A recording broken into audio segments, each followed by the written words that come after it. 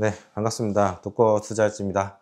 한 3, 4일 만에 이제 인사를 드린 것 같아요. 여기는 부산이고요. 대한민국에서 가장 아름다운 도시로 생각하는 곳이 바로 부산인데, 부산에 온 지도 한 3일 정도 된 것 같아요. 한 반년 만에 오는데, 정말 부산 좋습니다. 음식도 맛있고, 날씨도 너무 좋고, 바다와 산이 한데 어우러진 너무 아름다운 도시고, 올해는 부산을 좀 자주 오지 않을까 이런 생각도 지금 하고 있습니다. 너무 좋습니다. 그래서 한 1년에 한 3개월씩은 사는 것도 괜찮겠다 그런 생각도 드네요. 나스닥이 이제 한 2만 포인트 정도를 대략 지금 앞두고 있는 상황이에요. GDP가 지금 마이너스가 났는데도 불구하고 진짜 강력한 주식 시장인 것 같아요. 이 정도면 뭐 어마무시하게 강력한 시장인 것 같고, 4월 7일 날 16,332포인트 찍고 지금 2만 정도 됐으니까 거의 이제 3,600포인트 올라온 거잖아요. 그러니까 한 20 몇 프로가 바로 올라온 거예요. 진짜 어마무시하게 올라온 건데 사람들은 이거를 다 인지 못하는 것 같아요. 어쨌든 저는 2번 크게 분할 매수를 해서 10번씩, 그러니까 5번 이렇게 크게 분할 매수를 해서 지금 수익이 좀 어느 정도 나서 괜찮게 났어요. 그래서 이제는 조금씩 매도의 영역대를 지금 시기를 좀 저울질하고 그런 상황입니다. 뭐 지수가 26% 정도, 20 몇 프로 정도 올라왔다고 하면 개별 주식들은 한 30에서 40%, 일부 종목들은 50%도 올라올 수 있겠죠. 뭐 팔란티어 같은 종목은 뭐 제가 투자하지 않았지만 한 50% 올라오지 않았나? 상당히 많이 올라왔는데, 어쨌든 개별 종목들은 지수보다는 더 몸놀림이 가볍기 때문에 많이 올라올 수가 있죠. 아무튼 간에 이제 저점을 잡은 분들 정말 축하드립니다. 진짜 이렇게 같이 주식 투자하면서 같이 돈을 벌 수 있다는 게 참 되게 보람되고 정말 익사이팅한 그런 경험인 것 같아서, 제가 유튜브를 통해서 어떻게 보면 좀 좋은 영향력을 줄 수 있다는 게 참 좋은 것 같고, 이번 기회에 참 유튜브를 하기 잘했다 그런 생각도 들고, 또 많은 분들이 또 보셨다고 써주신 분들도 이 자리를 빌어서 정말 감사드리고요. 유튜브 한 뭐 몇 년만 하고 말 거라고 생각했는데, 이렇게 시장에서 이렇게 재미있는 이렇게 좋은 성과를 내면 같이 쭉 가도 괜찮겠구나 그런 생각도 듭니다. 뭐 제 투자야 뭐 얼마나 오래 할지 모르겠지만 이렇게 어드바이스 한 거는 괜찮은 것 같아요. 그래서 뭐 일단 내년에 제가 해외 다시 나간다고 하더라도 시장을 이렇게 팔로잉을 하면서 1년, 한 달에 일주일에 한 번 정도는 이렇게 어드바이스 해드린 것도 괜찮은 것 같습니다. 일단은 지금 장 분위기가 꽤 좋고요. 이제 유동성으로 밀려 올라가는 그런 힘도 무시 못하는 것 같아요. 이게 9일 연속으로 뭐 올랐다고, 연속 상승이라는 얘기도 하는데, 체크는 못 해봤지만 뭐 2000년 이후로 7번째, 흔치 않은, 25년 동안 7번이니까 흔치 않은 일이죠. 9번 9일 연속 올라온 거니까 너무 굉장히 멋진 장인 것 같고, 저 같은 경우는 사실은 L자형 상승을 예상을 했거든요. 그래서 이제 올라갈 때는 호재에 따라서 올라갈 때는 이렇게 그 계단식으로 올라갈 줄 알았는데, 차트 보시면은 V자예요, V자. V자 한 두세 번 정도로 해서 올라갔던 거 제가 봤거든요. 그러니까 와, 이게 장이 올라가는 힘이 상당히 큰데, 사람들이 관세 전쟁이라는 이런 거에 집중하다 보니까 이 장이 올라오는 모습이 얼마나 강력하다는 거를 잘 모르는 것 같아요. 그래서 제가 지난 1년 6개월 동안 그 좀 현금을 들고 좀 쉬었는데, 어떻게 보면 그런 생각도 했어요. 내가 유동성의 힘을 좀 무시한 게 있구나 그런 생각도 들고, 시장에 돈이 엄청나게 많이 팔렸잖아요, 리만 사태 이후로. 근데 그래서 그동안 올라왔던 것도 유동성의 힘이었죠. 2008년 이후부터 시간이 얼마나 많이 지났어요? 17년, 아니야, 몇 년이 지났지? 그 17년 정도가 지났잖아요, 리만 이후로. 그 뒤부터 올라온 거는 유동성의 힘이 컸는데, 과거에도 그렇고 앞으로도 그렇고 계속 유동성의 힘이 클 것 같아요. 왜냐면 계속해서 전 세계 중앙은행들은 돈을 풀어가는 일들을 계속 하게 될 것이고, 돈을 줄이는 중앙은행들, 그런 정권들은 잘 없을 것 같아요. 지금 우리나라도 이제 추경을 13조 정도 하는데 돈을 이제 푸는 그런 정책들을 이제 펼치게 될 것 같고, 또 이재명 대통령 되면 이제 좌파 쪽이니까 돈을 기축을 하는 정책보다는 이제 푸는 정책을 하게 될 것 같고, 아무리 우리나라가 그래도 다른 나라들의 정부들에 비해서는 좀 재정적인 룸이라고 해야 되나, 정부의 재정 건전성이 상당히 좋은 편이기 때문에 그런 정책 펼칠 것 같고, 근데 워낙 우리나라 지금 그 경기가 너무 안 좋잖아요. 정말 최악 중에 최악이다 보니까 뭐라도 해야 되는 입장인 것 같고, 또 한은도 금리를 내려야죠. 이 상황에서는.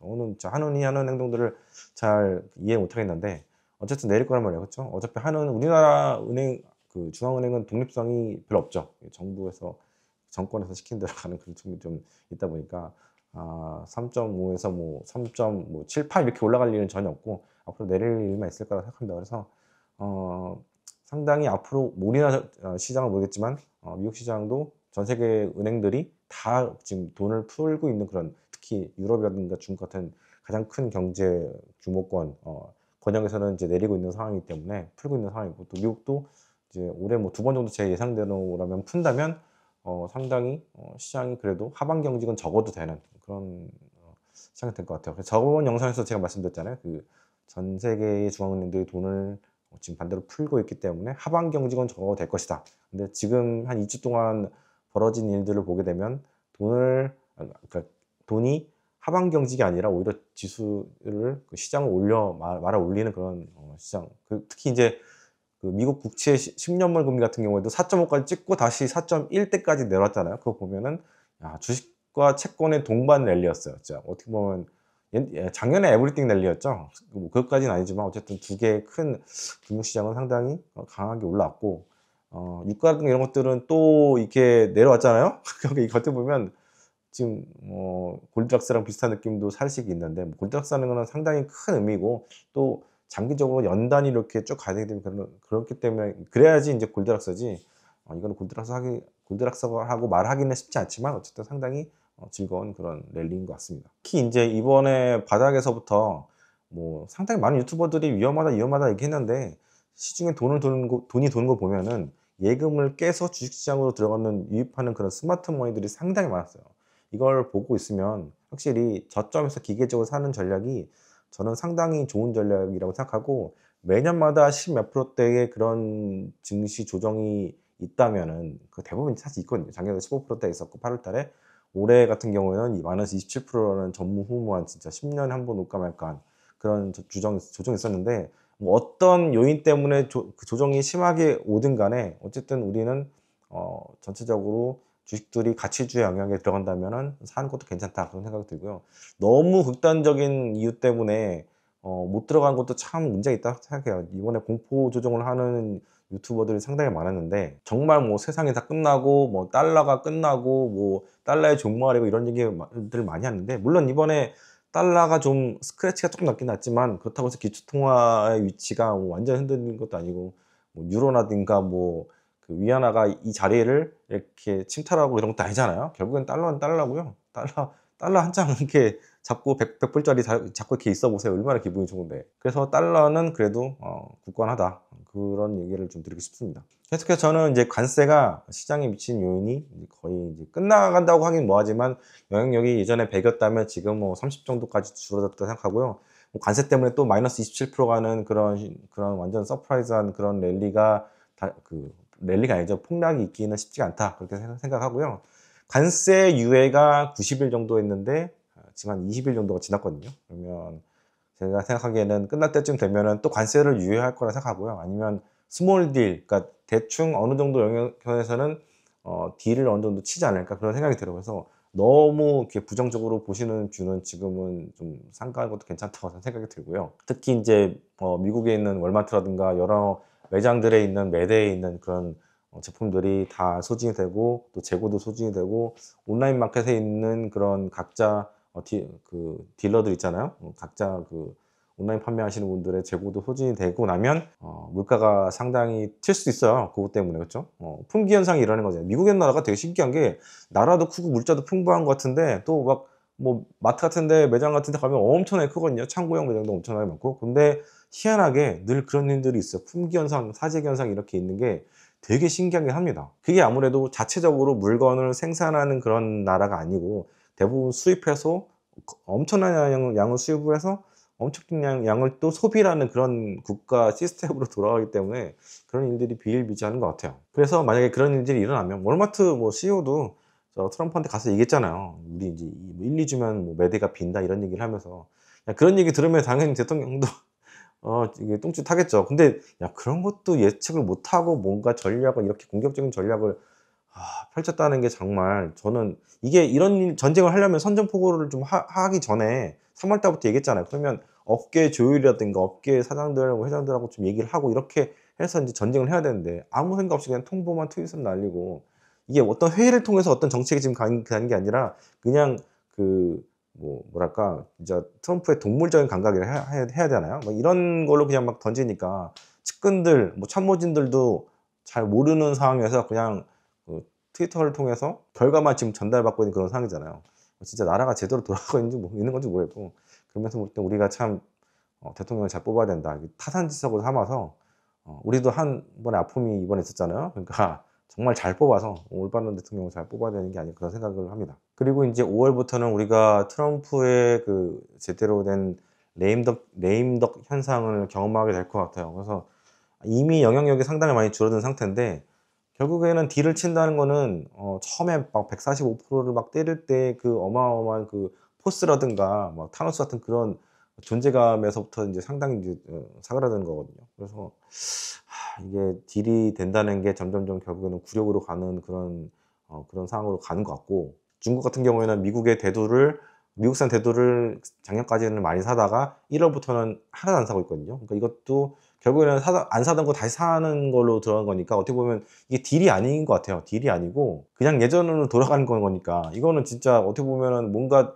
이번에 딜 쳐가지고 크게 해서 먹으려고 했던 게 트럼프였는데, 그리고 굉장히 위대한 미국을 건설하려고 했던 게 트럼프였는데, 이게 완전히 이제 꽝이 되고 있는 그런 상황이죠. 그래서 이제 본인의 존재감을 위해서 저 그린란드 전쟁이라든가 다른 지역에서의 전쟁들을 일으킬 가능성이 있다고 저는 보이거든요. 그래서 그것도 안타깝고, 또 지금 러시아가 그 폴란드 쪽에다가 군비 증강하고 있잖아요. 제가 한 네다섯 번 전 그 독거토 투자에서 말씀드렸는데, 그 리투아니아 쪽이었나?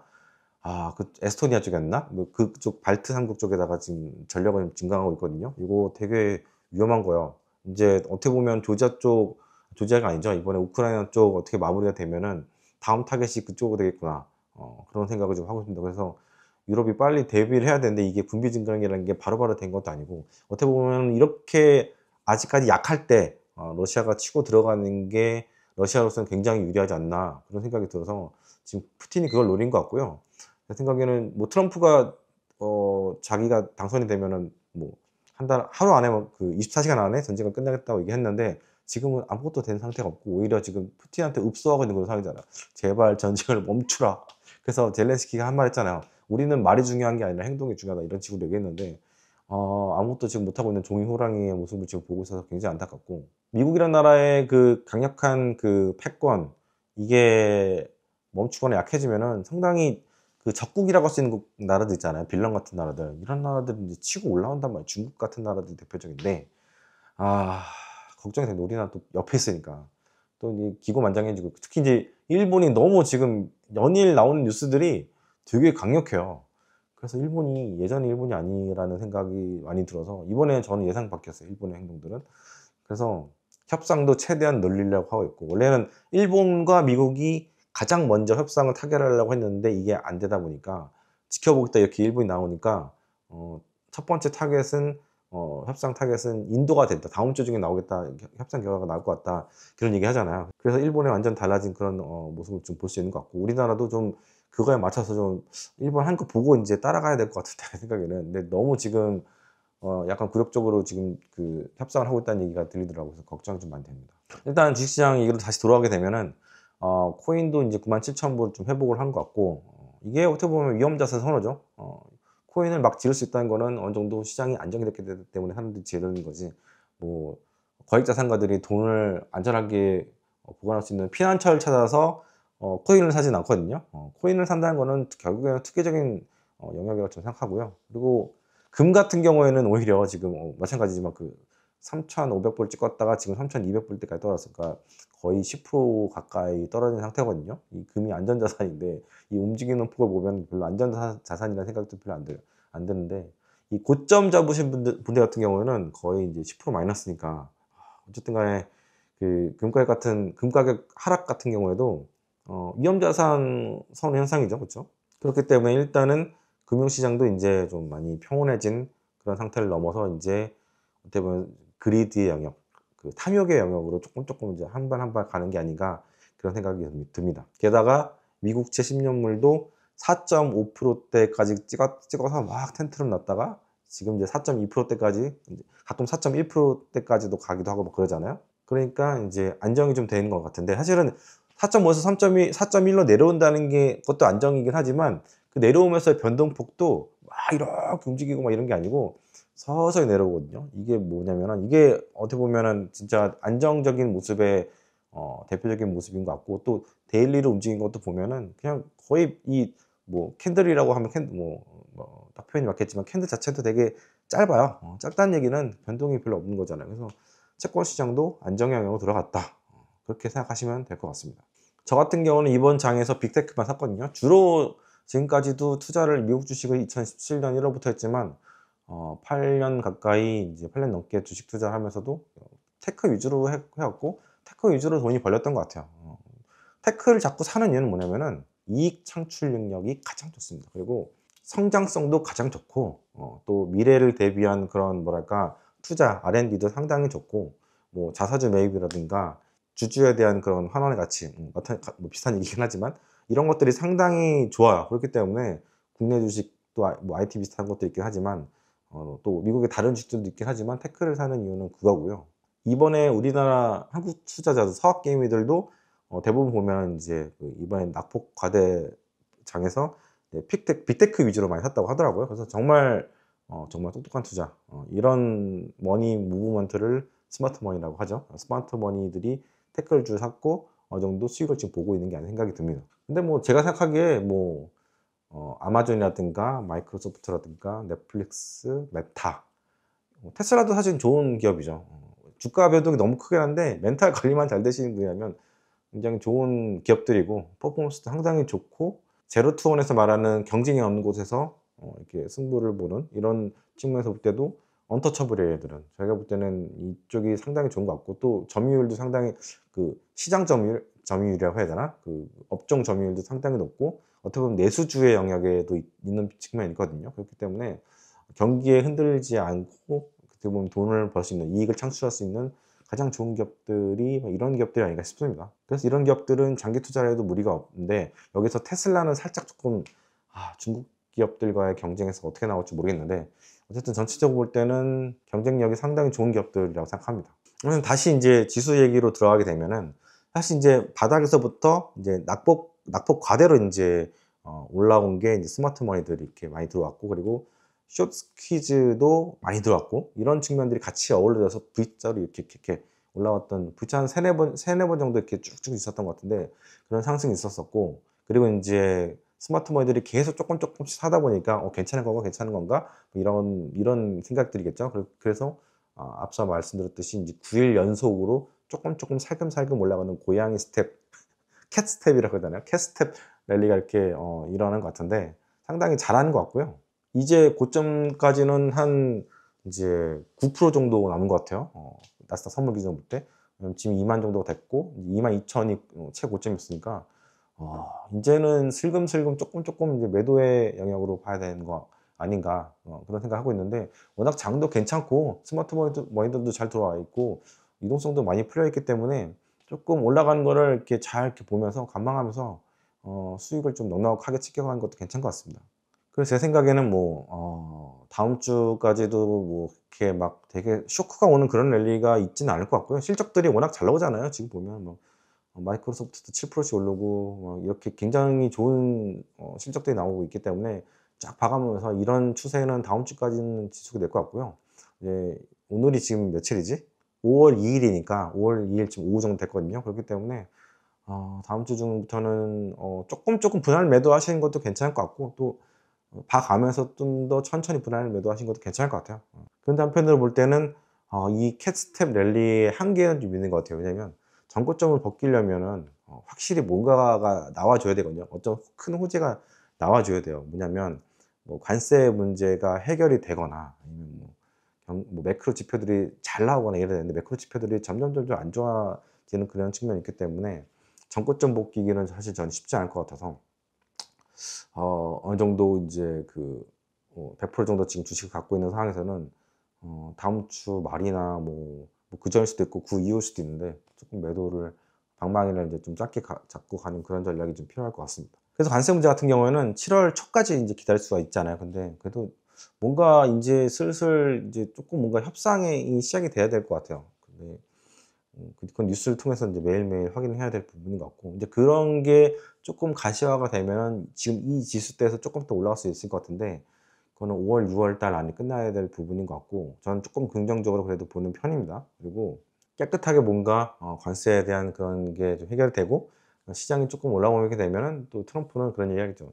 이건 내 덕이다, 나의 업적이다, 이런 얘기를 할 것 같고 그러면 뭐 어쨌든 이 마바라가 이제 그렇게 얘기하든 뭘 하든 간에 이제 우리는 이제 시장이 올라가면 땡큐니까 한국 사람들 입장에서 볼 때는 수익 잘 챙겨서 이제 잘 빠져나오시면 될 것 같고요. 그 랠리에서 쭉 홀드해서 갖고 가신 분도 있긴 하겠지만, 저 같은 경우는 저점에서 되게 잘 잡았기 때문에 어떤 랠리가 나오면 거기다가 주식을 던지는 편이에요. 뭐 2023년에도 그런 모습을 여름쯤에 보여드렸는데, 뭐 계속 따라가는 것도 괜찮긴 하겠지만 적당히 1년에 한 30-40% 정도씩만 벌어줘도 그 이상 전 절대 수익이야. 뭐 시장이 그 해 50% 60% 올라가도 저는 뭐 30-40% 정도만 벌어주면 땡큐입니다. 그래서 그 정도에서 전 또 나오고 또 관망하다가 폭락잔이 오면 들어가는 그런 방식으로 좀 안전하고 이 방망이를 짧게 갖고 가는, 아니면 뭐 계속해서 100%를 주식 들고 가시는 분도 있는데, 그렇게 계시는 분들도 괜찮은 투자 전략이에요. 그런 분들도 오케이인데, 저는 약간 그것과는 좀 다른 방법으로 가는 게 좋다, 그렇게 생각하고 있습니다. 그래서 물론 100% 주식을 다 팔고 기다릴지, 아니면 한 50%만 팔고 50%는 좀 홀드하면서 쭉 수익을 향유할지는 잘 모르겠어요. 이거는 시장 상황 봐야 되는 것 같고, 불확실성이 워낙 크기 때문에 대응의 영역입니다. 대응의 영역. 약간 주식시장이라는 게 예측과 대응의 영역인데, 예측이 맞으면 진짜 큰 돈을 벌고, 대응이 맞게 되면 어느 정도 적당한 돈을 버는데, 어쨌든 예측과 대응을 잘 컴바인 해가지고 좋은 실적을 내는 게 최고의 전략이겠죠.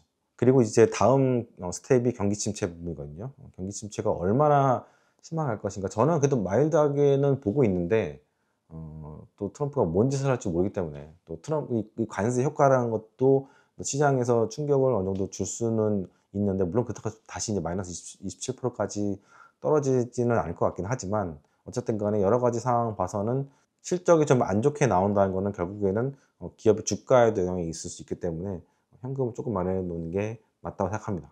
그래서 경기 침체가 얼마나 깊게 갈 것인지에 대해서는 계속해서 모니터링을 해야 될 것 같습니다. 그 바로 전 영상이었나? 전전 영상에서 제가 그 경기 침체하고 주식시장에 대한 메커니즘을 좀 설명을 드렸는데, 많은 분들이 이제 봐주시고 또 이렇게 좋은 코멘트를 주셔가지고 감사드리고요. 제 채널이 좀 작기는 하지만 진짜 알차고 퀄리티 있는 그런 채널이 되도록 하겠습니다. 뭐 조회수가 1만도 겨우 넘을랑 말랑하는 이제 그런 이제 소규모 채널인데, 그냥 막 뉴스만 전하는 그런 채널이 아니고 좀 분석하고 또 전략을 제시하는 그런 약간 좀 공격적이긴 하지만 그런 채널이 됐으면 좋겠고요. 많은 성원 부탁드립니다.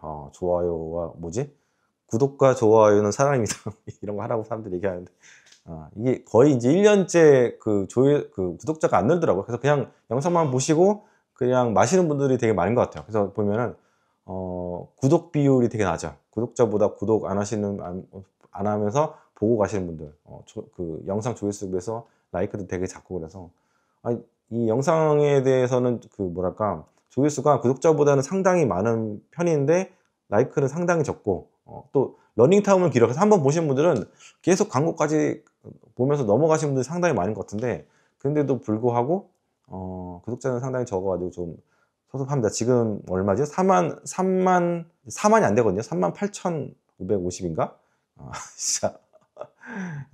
이 270만에 다다르는 그 3프로 TV 같은 경우에도 조회수가 막 3천, 4천 막 이런 영상이 되게 많거든요. 근데 저는 이상하게 많이 넘는 것들도 되게 많은데도 불구하고 구독자가 3만밖에 안 돼가지고 참 그렇습니다. 이 정도면 거의 그래도 10만 이상은 되는 채널이 되는데 그게 안 되는 것 같고, 그래서 영상 하나당 10,000명 정도가 보면은 대충 뭐 2-30불 떨어지거든요. 그러니까 진짜 재능 기부에 가까운 일을 하고 있는데, 그래서 쿠팡 이런 것도 제가 그 링크 아래 달아놨잖아요. 이런 것도 그 영상 보시고 그 아래에 있는 링크 들어가셔가지고 뭐를 구입을 하시면은 저한테 조금 떨어지고 이런 게 있는데, 그래서 커피나도 사 먹으려고 그런 거 하나 달아놨고요.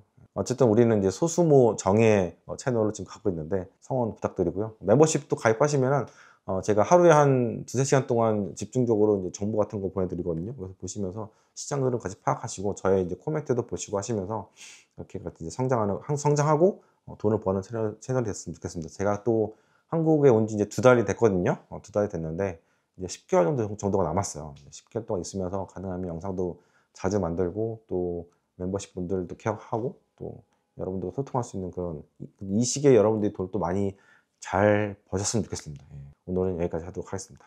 감사합니다. 별 얘기를 다 했네 오늘.